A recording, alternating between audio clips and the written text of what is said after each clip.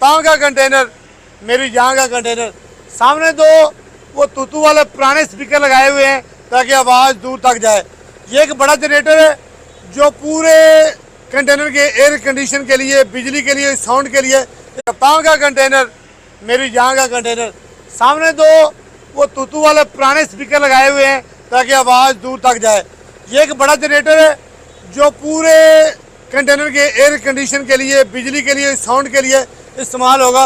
ये तो पता नहीं कितने टन का है, लेकिन इसके साथ साथ आए मैं आपको और दिखाता हूँ।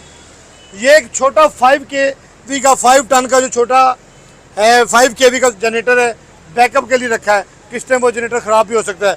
साथ ये 1.5 टन AC का आउटलर जो है वो लगाया गया है।